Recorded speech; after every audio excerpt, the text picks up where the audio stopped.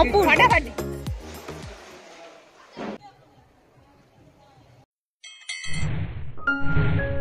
Good morning. আজকের ভিডিওটা একদম অন্যরকম হতে চলেছে, কারণ আজকে যেটা দেখাবো সেটা হচ্ছে আমরা একটা পিকনিকে যাচ্ছি। তো ফুল আমাদের ফ্ল্যাটের সবাই মিলে গ্রুপ ওয়াইজ পিকনিক, এবং পিকনিকে যাচ্ছি মন্দারমণি। সুতরাং সেটা কিভাবে যাচ্ছি, কেমনভাবে যাচ্ছি, কোথায় থাকছি, সমস্ত কিছু শেয়ার করব। মন্দারমণিকে ভালোবাসে না এমন কেই বা আছে, তাই আমরা এবার ওয়ান ডে ট্যুর কাম পিকনিকের জন্য মন্দারমণিকে বেছে নিলাম। নিবেদিতা সেতু পার করে আমাদের গাড়ি এগিয়ে চলল ন্যাশনাল হাইওয়ে ধরে। 25 জনের টিম আমাদের, তাই রাস্তায় গান, নাচ, খোশ মেজাজে আড্ডা দিতে দিতে চলে এলাম ব্রেকফাস্টের জায়গায়।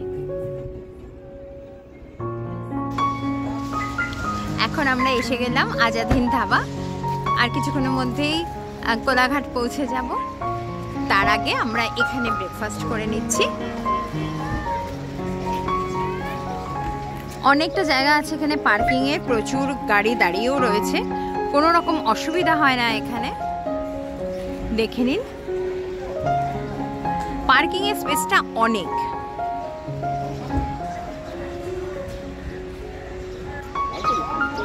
তো এখানে আমরা ব্রেকফাস্ট করে তারপর একদম চলে যাব সোজা মন্দারমণি। শীতের হালকা রোদ গায়ে মেখে কচুরি, আলুর তরকারি, আলু পরোটা, গরম গরম চা দিয়ে কিন্তু ব্রেকফাস্ট করতে দারুণ লাগছিল। আরো ভালো লাগছিল আমরা সবাই একসাথে ছিলাম বলে। একদম পিকনিকের একটা এই কেমন লাগছে বলো? হ্যাঁ, খুব টেস্টি, খুব দারুণ, খুব সুন্দর। কড়াইশুটির কচুরি এই সকালবেলা অপূর্ব, ফাটাফাটি ফাটাফাটি। এই আজাদ হিন্দ ধাবার খাবারের কোয়ালিটি ছিল কিন্তু খুব সুন্দর। আর গরম গরম খাবার খেতে শীতকালে ভীষণ ভালো লাগে। আমাদের আলু পরোটা এসে গেছে। নাও, সবার এবার মুখ চলছে টুকটুক করে। স্টার্ট। অনেকজনই গ্রুপে এলে কিন্তু আজাদ হিন্দ ধাবাটা খুব ভালো একটা অপশন হতে পারে আপনাদের। এখানে টয়লেটটাও খুব পরিষ্কার পরিচ্ছন্ন। কোলাঘাট ব্রিজের ওপর থেকে রূপনারায়ণের দৃশ্যটা কিন্তু অপরিসীম, খুব সুন্দর লাগে দেখতে। একসাথে রেলপথ এবং সড়কপথ দুটোই এনজয় করা যায়। কোলাঘাট থেকে মোটামুটি 45 মিনিটে আমরা পৌঁছে গেলাম নন্দকুমার সার্কেলে। এই নন্দকুমার থেকে বাঁদিকে একটা রাস্তা, ওই যে দেখা যাচ্ছে, ওই রাস্তাটা যাচ্ছে কিন্তু হলদিয়ার দিকে। আর আমরা এই রাইট টার্ন নিয়ে সোজা চলে যাব হলদি নদীকে বাঁদিকে রেখে একদম মন্দারমণি। বেশ কিছুটা রাস্তা চলতে চলতে পেয়ে গেলাম ঝাউবনের দেখা। খুব সুন্দর লাগছে ঝাউবন।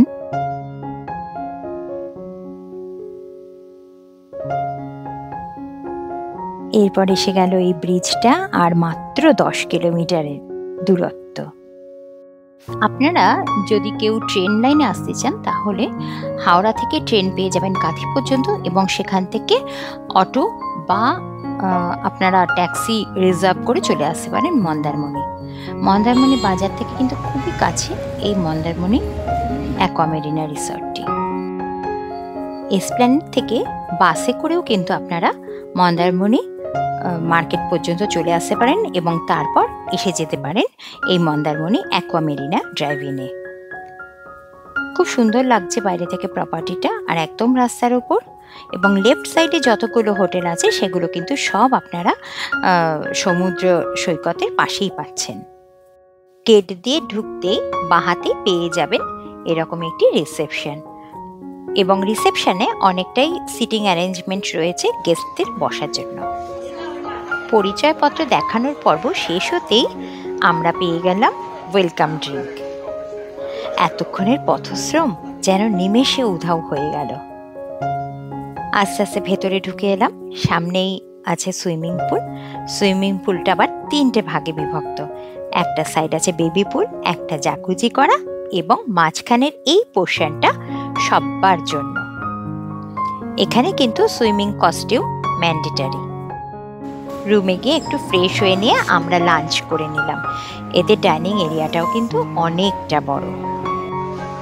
তারপর সবাই আর কি একদম স্ট্রেট জলে পিকনিকের পুরো মজাটা নিতে হবে। তো সুইমিং পুলটা থাকাতে আমাদের আনন্দ কিন্তু বহু গুণে বাড়িয়ে দিয়েছে। অনেকটা সময় আমরা কাটালাম এখানে আর খুব খুব এনজয় করলাম। আশা করি আপনাদেরও খুব ভালো লাগবে। অনেকটা বড় প্রপার্টি, এখানে কিন্তু ড্রাইভারদের জন্যও আলাদা রুম রয়েছে থাকার জন্য। আর এত সুন্দর গোছানো এবং বাগানগুলো খুব সুন্দর এরা মেনটেন করে রেখেছে, প্রচুর ফুল গাছ এবং খুব সুন্দর লাগলো কিন্তু দেখতে।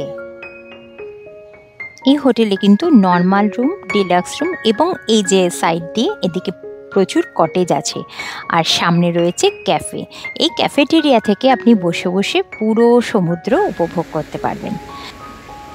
একদম বিচের সামনের এই চেয়ারগুলিতে বসে দেখতে পারেন ঢেউয়ের আনাগোনা।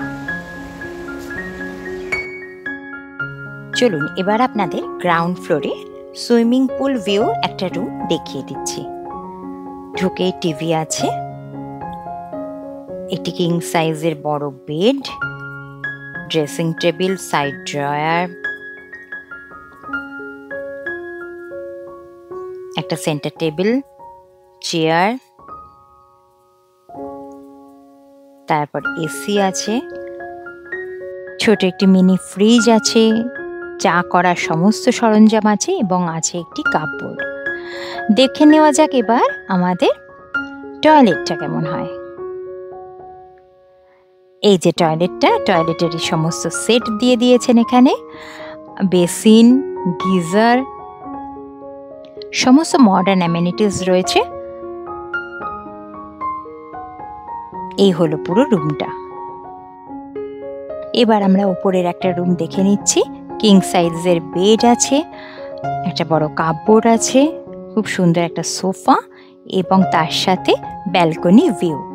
এখান থেকে আপনারা সুইমিং পুলও দেখতে পারবেন এবং সি ভিউও পেয়ে যাবেন।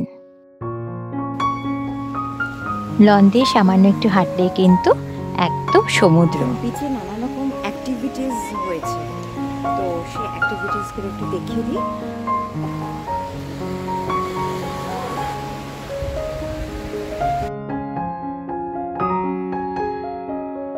এখানে বাচ্চাদের টয় গাড়িগুলো রয়েছে, স্পিড বোট আছে, খুব সুন্দর এনজয় করতে পারবেন। হর্স রাইডিং এরও কিন্তু ব্যবস্থা আছে।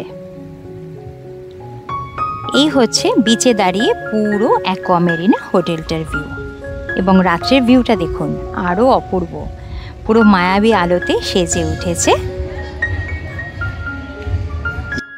অ্যাকোয়া মেরিনা হোটেলটি। মন চাইছে আর একটু থেকে যাই।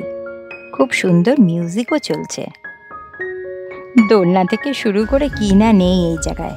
বাচ্চারাও খুব সুন্দর খেলছে, বড়রাও কিন্তু খুবই এনজয় করছে। অনেকে মিলে আসার এই একটা সুবিধা এবং পিকনিক পরিবেশটা কিন্তু দারুণই সৃষ্টি হয়েছে, যে কারণে আমাদের এই রকম একটা হোটেল আজকে চুজ করা হয়েছে।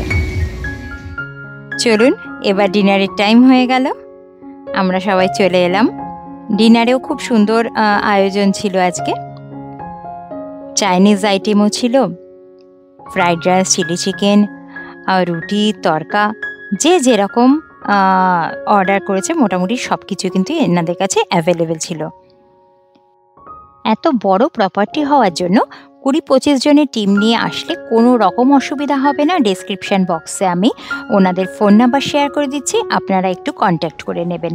যেহেতু এই প্রপার্টিটি অনেকটা বড়, সেই জন্য অনেকে মিলে একসাথে আসলেও কোনো রকম বুকিংয়ের অসুবিধা হবে না, একটু আগে থেকে আপনারা কন্ট্যাক্ট করে নেবেন। আর একটা কথা হলো, এখানে ব্রেকফাস্টটা কিন্তু কমপ্লিমেন্টারি রুম ট্যারিফের সাথে।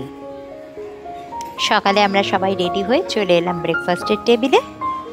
ব্রেকফাস্ট করে আজকে আমরা বেরিয়ে যাব, তাই যেতে যেতে আপনাদের একটু ব্রেকফাস্টের কী কী আইটেম ছিল একটু দেখিয়ে দিই। ফ্রুট জুস ছিল, চা, coffee, cornflakes, vegetables, boiled egg, তারপর আপনার সাউথ ইন্ডিয়ান ডিশ ছিল, লুচি, ছোলার ডাল, ইডলি, সব রকমই পেয়ে যাবেন। চলুন তবে আজকের ব্লগটা এখানেই শেষ করছি, পরের ব্লগে দেখা।